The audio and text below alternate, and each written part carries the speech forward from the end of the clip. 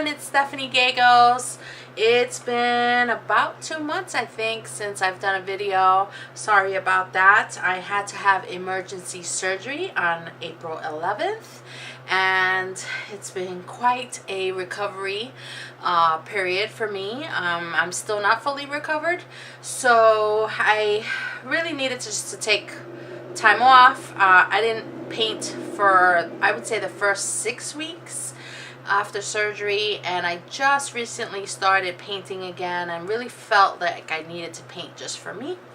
And so I've been doing that, and so this video is really about me sharing a little bit about my emergency surgery story, as well as sharing some of the things I recently bought for these projects I've been working on. I've been working on resin geodes in my own style, more of an abstract resin geode with less defined lines. And I have been buying a few things to aid me in that journey. And I've also just been working with resin a little bit more than before, so I'm just going to share some of the things I've been working on and some of the things I recently bought, just a sort of like a mini haul. Okay, so I'll see you in a few seconds. Okay, so let's get started with safety first.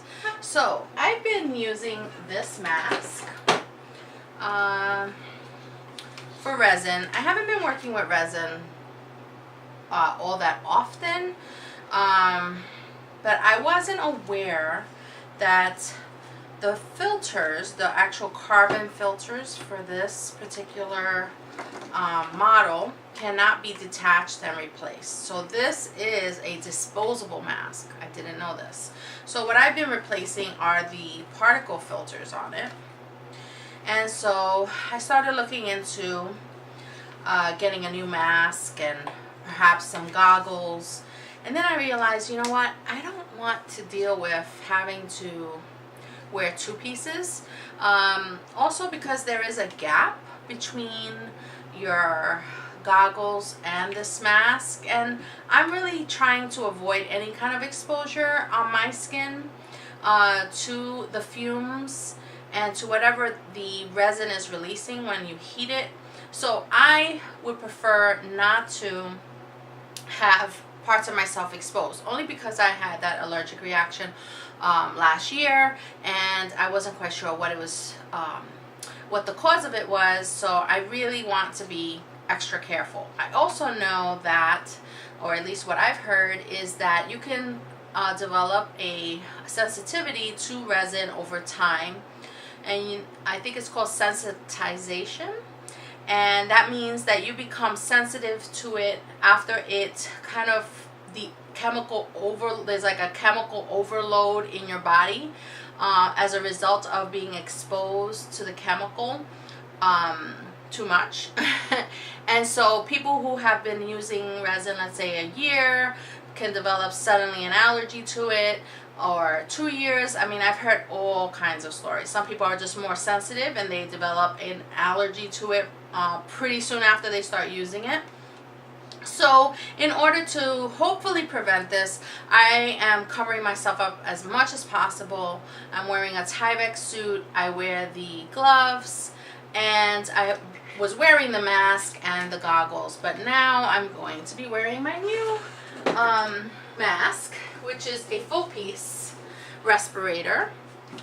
And I bought the 3M Ultimate FX full face piece, and it'll cover my eyes because your eyes actually absorb resin and the fumes from resin. And there have been cases of people who have diminished their eyesight, I guess you could say, or they've had problems with their eyes as a result of using resin over time. So I want to avoid that. I want to keep my eyes. So I just am Miss Safety here. You know, I'm just gonna make sure that everything is covered up, and hopefully I won't have an allergic reaction, because I know what it's like to have one, and mine lasted 3 months.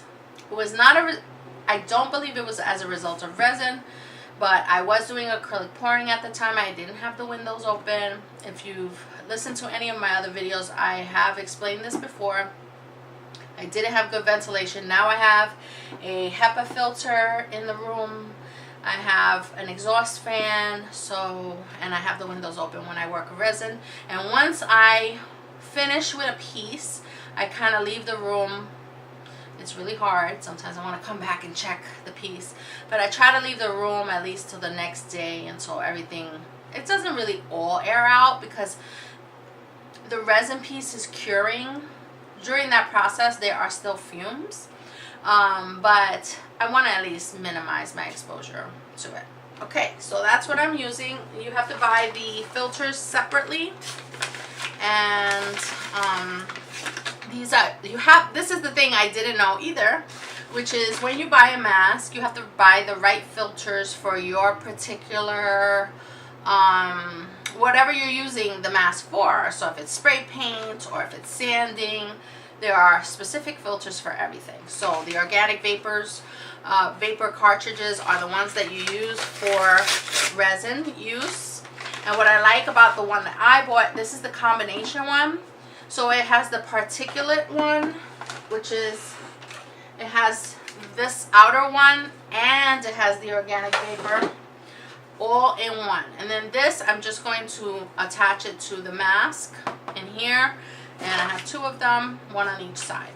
Okay, so that's the first thing I wanted to share with you. And here are a couple of pieces I've been working on.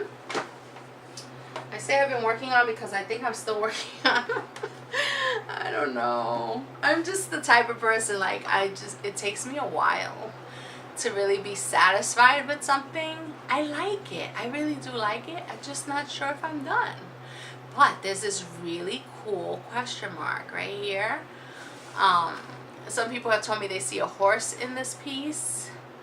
So I have been enjoying making these kinds of pieces, and I'll show you some of the supplies I've been using for them. And then I have this little baby one right here. This one is called Passion, and then this one is called Seeker.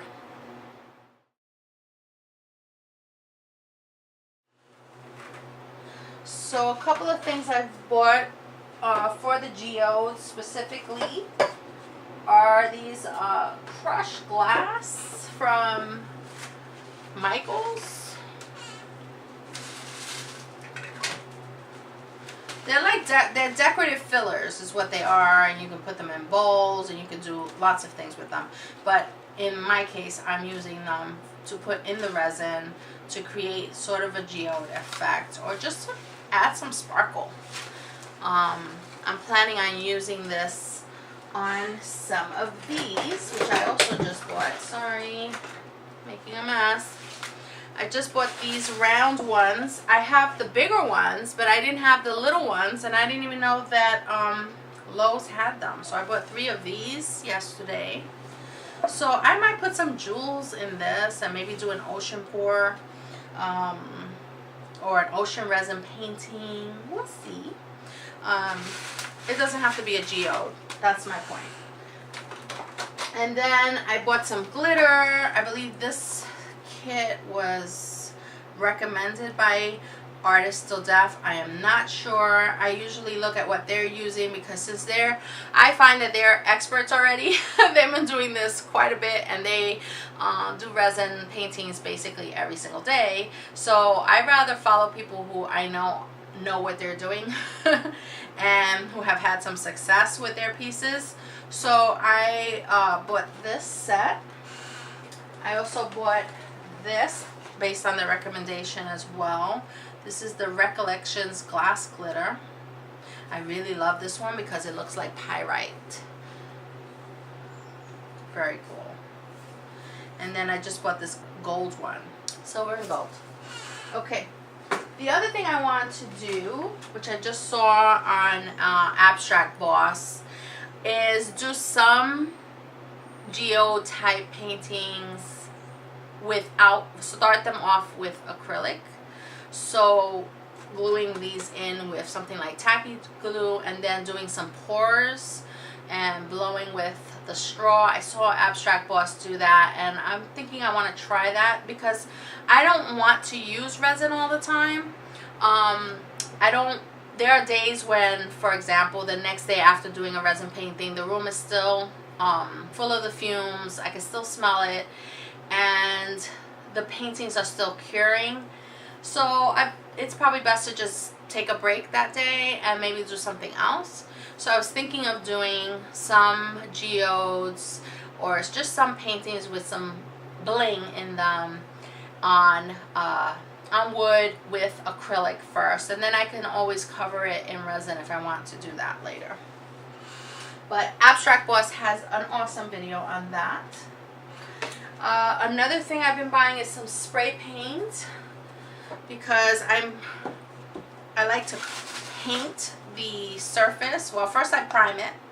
So the first thing I do is I prime it with polyurethane because you'll end up with fish eyes and gases that get released through the wood. So you want to seal the wood first, and then I like to spray paint it with a color. And this color was a color I saw. This one is called, let's see, again I can't see, hold on. Oh, it's called Satin Ink Blue, and I saw this on Artist Till Death, and I fell in love with this color. I was like, oh my god, I had to message Erica and say, please tell me what color was that. And it was the Satin Ink Blue, and this is what it looks like. I am like, I can't. I just love this color. So I wanted this as a background for maybe some ocean pours, and I decided to get the magenta. And I also decided to get this charcoal. This is the chalked one. I don't know how this is going to react with the resin, if at all. So I'm going to try that. I like the whole gray, and I already have in mind a couple of colors I want to add to this. So we'll see how that looks. And I am spray painting outside, never indoors. I bought a whole set of these because these come in so handy. I love them. And you know, when I try to do it on a smaller cup, my glove gets in the resin. This allows me to do it with those big paint sticks that they have at like Home Depot that you get for free, and I just stir. Although I did see this awesome mixer for epoxy, and it goes on your drill, and then you press the drill and it mixes the epoxy. So cool. I will put a link for that as well. I'm thinking of getting it. And I bought this light, also a recommendation from Artist Till Death, so I can see the hair and dust. Let's see what else. Oh, so this is a caulk gun, and I bought some silicone. Now, I really don't know what I'm doing. This is an experiment, totally an experiment. I want to create a resin-only geode, so not on a canvas, not on wood. I would like to create some kind of a mold for it and pour the resin in, and then pour the colors in and see what happens. So in order to create that irregular shape, I'm going to use this, or at least I'm going to try to use this. I don't know if this is going to work. I may have to get a different one, but some people have told me this works. So we'll see. I haven't seen any videos on YouTube about this, so I really don't know. I haven't seen someone do it, but I would like to create a geode shaped resin, a geode shaped like a geode slice. That's what I'm trying to do. A geode slice or slab. No, I think it's slice. And with all resin. So we'll see. I'll try to put that on video so you guys, if it works. And I'll post it if it works. Let me see if there's anything else. I think that's it. It wasn't really a lot of things. It felt like a lot. I felt like I spent a lot of money. I also bought some primary elements lately, and I have been using that in the resin. These are awesome. The only thing is that they do, if you put too much, they kind of heat up in the resin, so you have to be careful. This is Mediterranean blue, and this is sky blue. I'm all about the blue. And then this one is Ocean Wave, of course. And this one I already had. This is Plumeria. And I ordered actually some micas from Color Obsession, from Artist Sue, and who am I missing? Oh, from Les Res. So those won't come till later. And I ordered the Artist Sue through Artist Till Death because they're carrying them right now. So that was fun. And so we'll see when those arrive, and I'll show you those and how they look in the resin. Okay, I think that's it. As far as my surgery, I don't want to, bore you too much with it, but I had a hernia, and I had the hernia for 3 years. It was on the larger side for 3 years, but I had it for like 13 years, and it was very small, and then it got bigger, and it became incarcerated. And incarcerated just basically means it got stuck. A hernia goes in and out, so sometimes you'll lay on your back and it'll go in, and then when you stand up it comes back out. But it got stuck and it would not go back in, and it was causing me a lot of pain, and I couldn't take it anymore. I think I tried to stick with it and try to get it to go back in, and I was rubbing it, and it was right above my belly button, and it just wasn't going back in. So I ended up in the emergency room, and then I started getting sick, and I started feeling nauseous, and so they were going to do surgery the following day, but I was in bad shape, so they decided to do it that same night. I came in maybe at 3 in the morning, and they did it the following evening around 8 p.m. I'll try to do a separate video on that and like everything that happened. There was a lot that happened. I ended up in ICU for 5 days, in the hospital for 7 days. It didn't go as planned. The hernia is fine. It is contained and it is okay, but I have a hematoma, which means that I bled inside and it kind of pooled and it's still there. So I've had to go to the hospital, or rather to the surgeon, and he's been draining it for me. It's kind of gross, but anyway, it's kind of fascinating actually.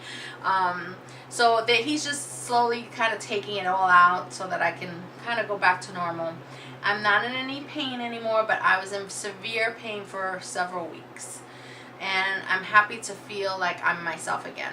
So I'll tell you more about it some other time, but that's basically what happened. And recovery time, they said, was 6 weeks, and yeah, I would say it was about 7 weeks before I didn't really feel any pain anymore. I'm happy to not have it anymore. It was reducing my quality of life. I would say I wasn't going out as much. I was embarrassed. I looked pregnant.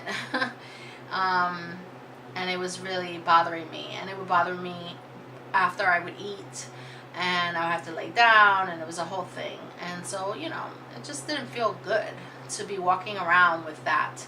And if you don't know what a hernia is, it's basically your intestines have protruded through your abdominal wall, and so it's sticking out, and it should be inside of you, but it's on the outside. So it's kind of depressing to be honest, and I'm just glad it's not there anymore. So hopefully I'll be back to my full normal self in the next couple of months.